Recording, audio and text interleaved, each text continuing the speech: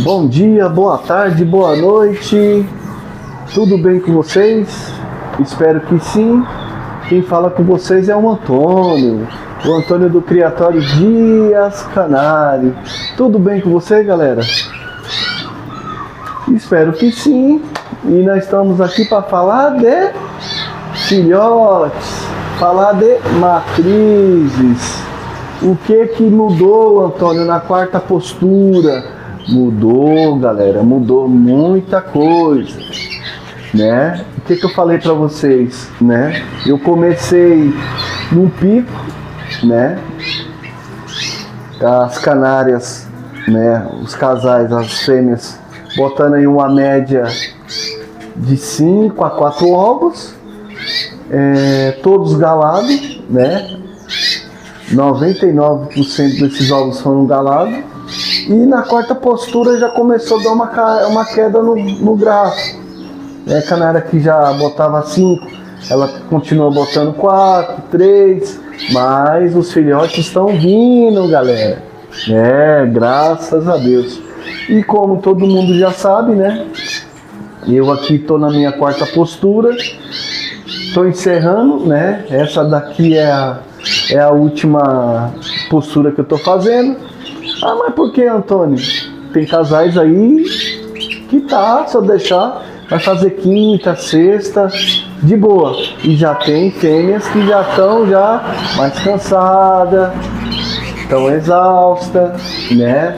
E essa média de quarta postura, imagina, né? As fêmeas aí com a média de 4 a 5 filhotes por ninhada, né?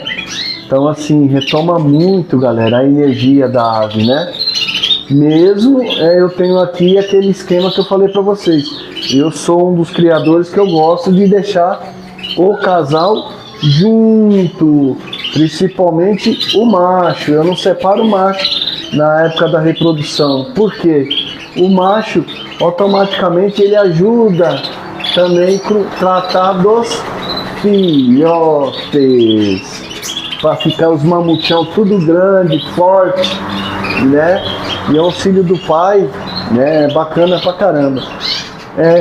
Mas a fêmea sozinha não cuida, Tony? Cuida. Eu tive alguns casos específicos aqui que eu olhei o perfil do macho e eu achei que dos filhotes que ele estava me gerando, eu achei interessante passar para outras fêmeas. Eu tenho aqui um canário que é um cobre, né? E esse canário, assim, os filhotes dele saíram muito top, muito top. Então eu peguei, né, passei ele para outras fêmeas. Por quê? Eu tava com outros machos, bonito de cor, né? Só que faltava alguma coisa em termos de tamanho, né? Então assim, eu tive alguns filhotes desse casal que saiu médio, não saiu uns canários tão grandes. Isso veio da genética do pai, porque o pai não era grande. A canária sim, ela estava no tamanho ideal, né? Então isso, quando os filhotes começam a nascer, a gente começa a ter uma característica do que aquele casal está gerando. Então aconteceu, mas esse especificamente falando desse canário, eu passei para as outras, né?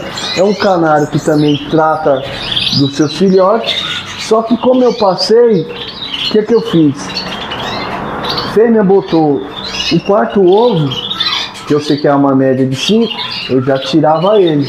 E nisso daí eu acabei aproveitando ele com outras fêmeas, galera. E deu tudo certo, né? O que a gente tem de ideia, né, de 2025 para 2026? Muita coisa, né? Coisa que vai ficar no criatório e coisas que vão acabar nos saindo. Mas por que, Antônio? Dentro de uma característica de um canário, você pensando em FOB, de porte, pensando em tudo esses arranjos, né, que a gente precisa para apresentar o canário no campeonato, tem muita coisa que tá fora, né? Do perfil, da postura, da cor, né? E eu mesmo tive muito canário aqui, filhotes pintados, né? Pintados, e principalmente os casal que eu tenho aqui eu tenho um casal de verde, né? Que o pessoal fala que é o salso. Esse canário é um canário que canta muito, né? É um canário que eu tava pensando até de participar com ele em rodas, porque o canário, ele cansa, cara, de tanto que o ouvido da gente, de tanto que ele cansa. Então ele me gerou uns filhotes pintados. Agora, para quem gosta de canário para cantar, show de bola, né? Eles têm uma genética boa, né? Então, assim, vocês sabem que aqui eu crio, né, brancos, amarelos, vermelhos e cobre. E não esquecendo que também tem o português alecrim, pessoal. E também me gerou um filhote bacana. Mas o português, o canário português alecrim, ele é um canário bom de produzir, né? As fêmeas tratam bem de seus filhotes e tudo mais, mas dentro de uma característica, falando de Ford, eu tenho muita coisa para ser melhorada, galera. Mas por que, Antônio? Tamanho, né? O varegado da ave, que às vezes não vem do jeito que a gente espera, né? Numa ninhada, às vezes sai um dentro de um perfil, às vezes sai muito melânico, né? E você vai ter que fazer o quê? Ir trabalhando, né? Mas falando de criação desse 2025, eu só tenho que agradecer, galera. Foi um ano muito bom para mim, apesar de todo esse clima, né, que a gente teve, né, climático, de muita mudança de tempo, mas para mim aqui, graças a Deus, não interferiu em nada. Por quê? Aquilo que alguém que me acompanha já sabe, os cuidados que eu tive, né, corrente de vento, né, tudo isso eu evitei, né, de essa corrente de vento entrar no criatório. Eu protegi o máximo, né, o criatório de frio. Você usou aquecedor, Tony? Não, eu não precisei de aquecedor, né, mas como eu já venho, né, dessa logística, deu tudo certo, né?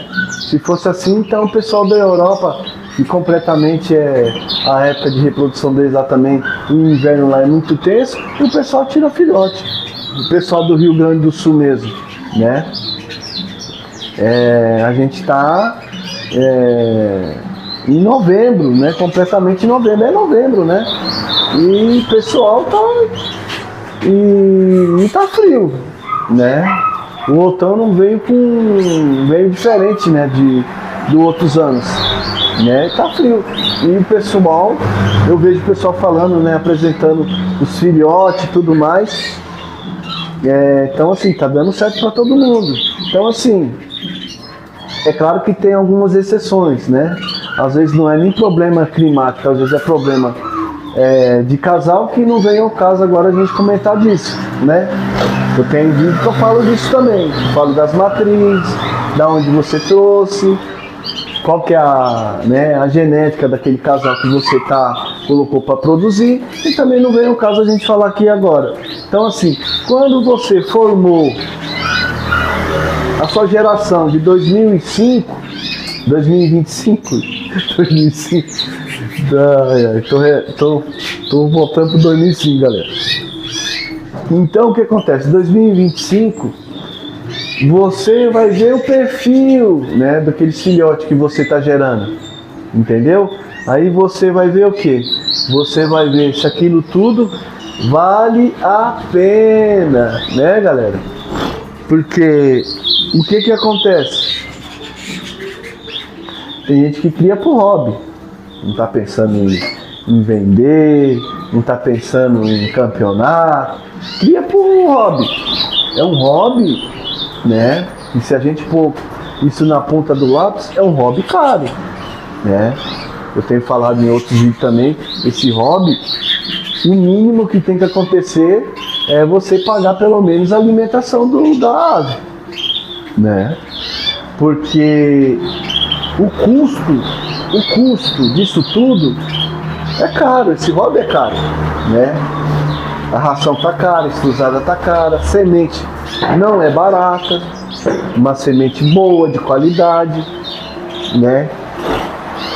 E essa época de reprodução, o consumo, né, de alimento para as suas aves é maior, né? A gente vai intermediando com uma coisa e com outra para suprir toda a necessidade do casal e dos filhotes, porque a época de reprodução eles se alimentam mais, né?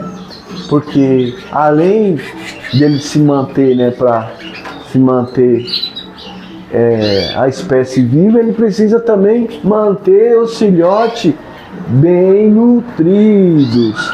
Então, assim, essa época é uma época de custo caro, né? Igual eu aqui, eu formei 18 casais, né? Comecei com 20, aí caí para 18, depois eu caí para 16. Hoje eu tenho uma média, quer ver?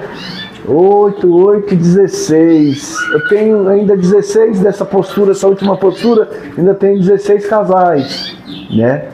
Que alguns desses casais já são pais, né, dessa quarta postura, e alguns casais ainda estão chocando, os bebezão vinham aí. Então, assim, desde da hortaliça, fruta que você dá, água, né?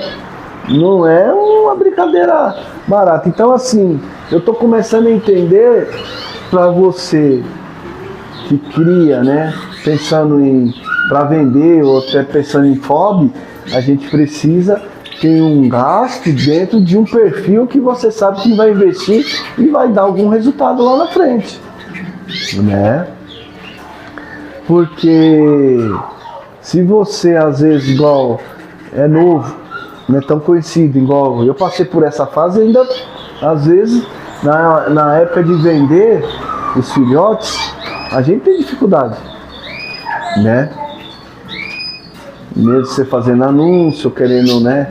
Aí a gente às vezes corre para onde? Acaba correndo para as casas de pet shop, né?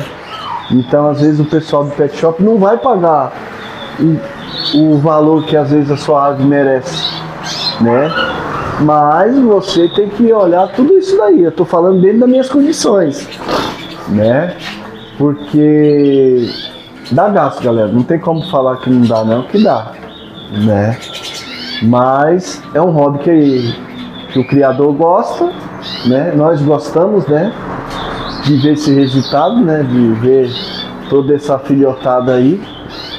Eu tô numa parte que eu aumentei, né, galera, o meu criatório. Eu tô aqui fazendo esse vídeo na parte das filhotadas.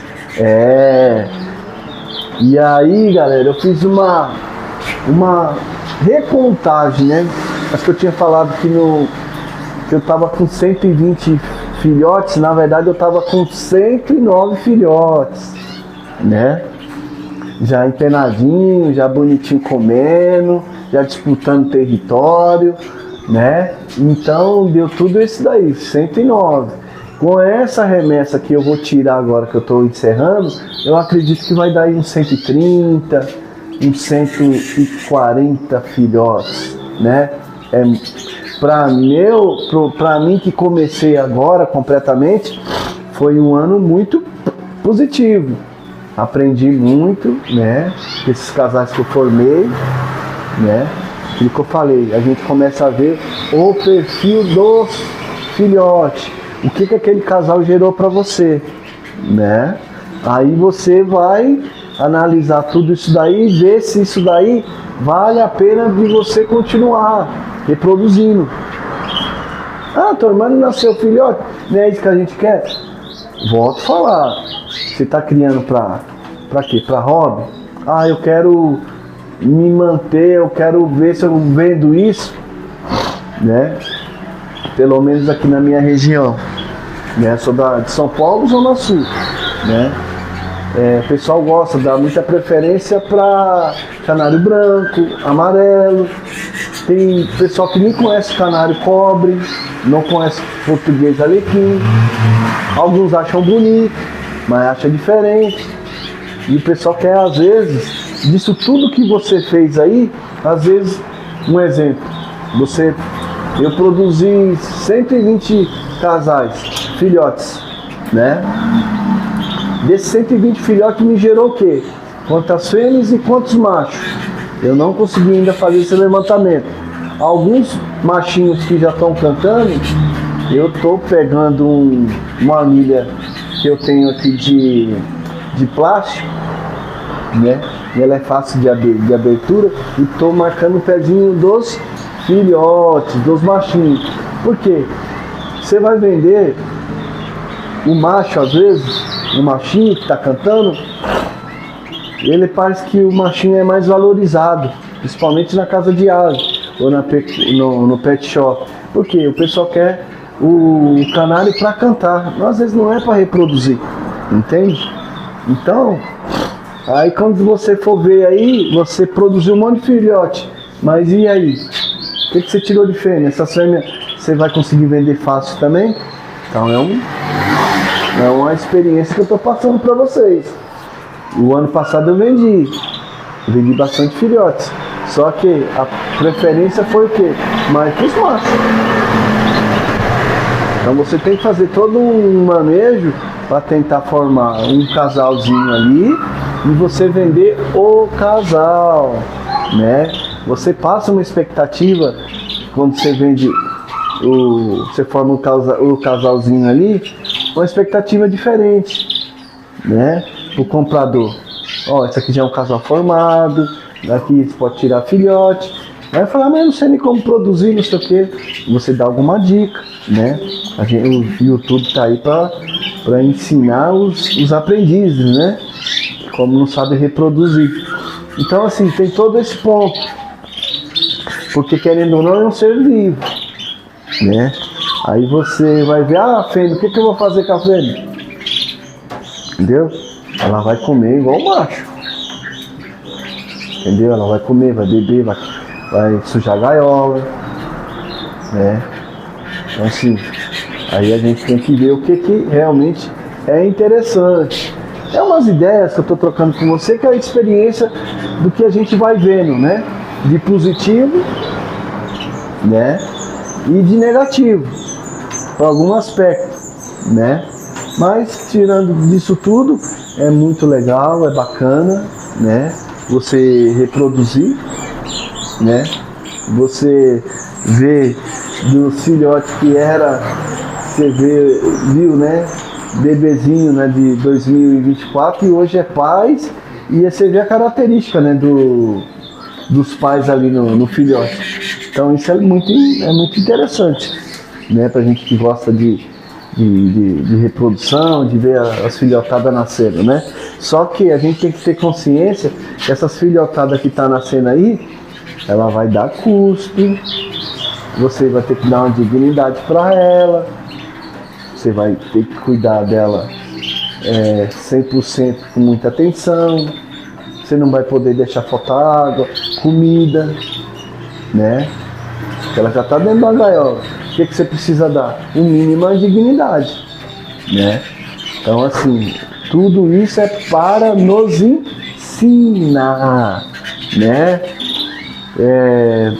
Às vezes a gente tem que falar assim, a gente vai produzir, mas estamos produzindo como, né? Estamos produzindo com consciência, né?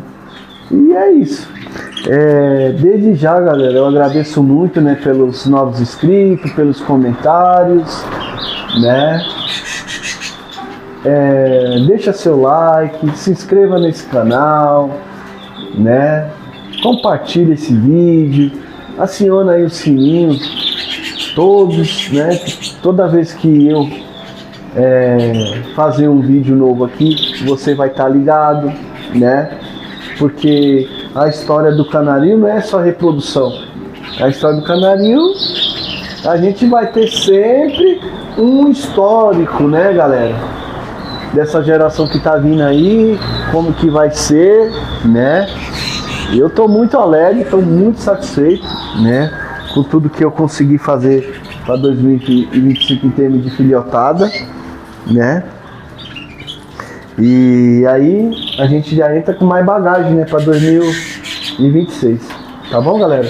Então, desde já, um bom domingo para vocês, né? Seja um início de semana, uma semana abençoada, né? Que as suas coisas, né, possa dar certo também. Que isso tudo que você queira fazer seja a vontade de Deus também. E tamo junto, tá bom? Até o próximo vídeo e até mais.